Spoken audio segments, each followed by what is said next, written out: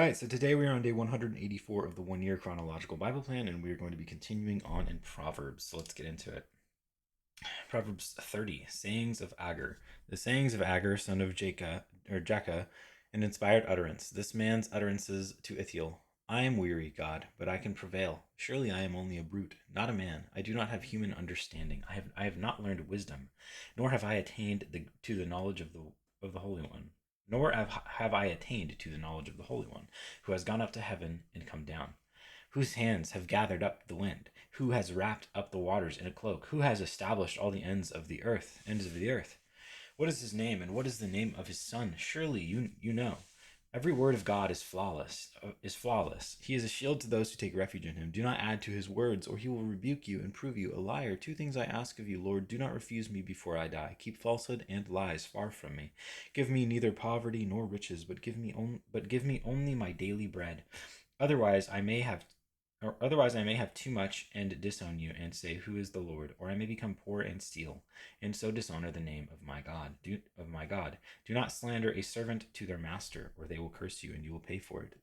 There are those who curse their fathers and do not bless their mothers, those who are pure in their own eyes and yet are not cleansed of their filth, those whose eyes are ever so haughty, whose glances are so disdainful, those whose teeth are swords and whose jaws are set with knives, to devour the poor from the earth and the needy from among mankind.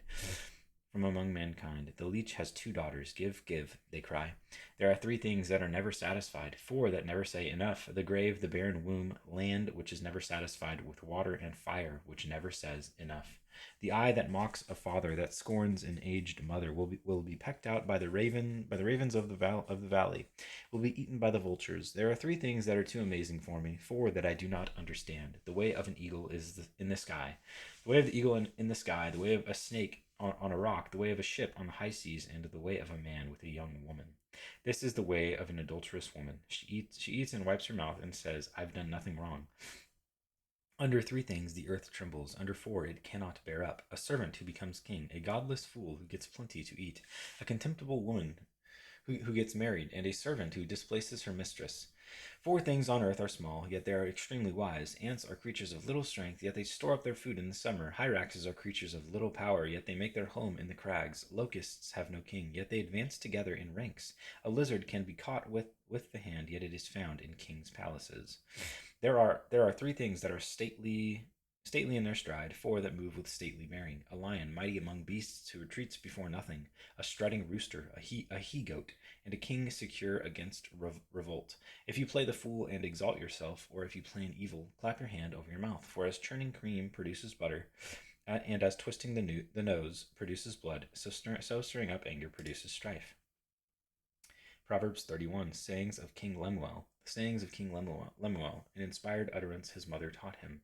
Listen, my son, listen, son of my womb. Listen, my son, the answer to my prayers. Do not spend your strength on women, your vigor on those who ruin kings. It is not for kings, Lemuel, it is not for kings to drink wine, not for rulers to crave beer, lest they drink and forget what has been decreed, and to deprive all the oppressed of their rights. Let beer be for those who are perishing, wine for those who are in anguish. Let them drink and forget their poverty and remember their misery no more. Speak up for those who cannot speak for themselves, for the rights of all who are destitute. Speak up and judge fairly. Defend the rights of the poor and needy. Epilogue: the wife of a noble character. A wife of noble character who can find? She is worth far more than rubies. Her husband has full confidence in her and lacks nothing of value. She brings him good and not harm all the days of her life. She selects wool and flax and works with eager hands. She is like the merchant ships, bringing her food from afar. She gets up while it is still night. She provides food for her family and portions from her female servants. She considers a field and buys it. Out of her earnings she plants a vineyard. She sets about her work vigorously. Her arms are strong for her tasks. She sees that her trading is profitable, and her lamp does not go out at night. In her hand she holds the distaff and grasps the spindle with her fingers. She opens her arms to the poor and extends her hands to the needy. When it snows, she has no fear for her household, for all of them are clothed in scarlet. She makes coverings for her bed. She is clothed in fine linen and purple. Her husband is respected at the city gate, where he takes his seat among the elders of the land. She makes linen garments and sells them, and supplies the merchants with sashes.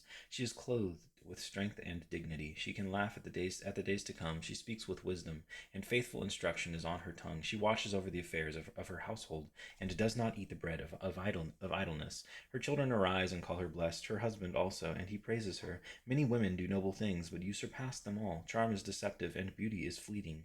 But a woman who fears the Lord is to be praised. Honor her for all that her hands have done, and let her works bring her praise at the city gate. And that is day 184.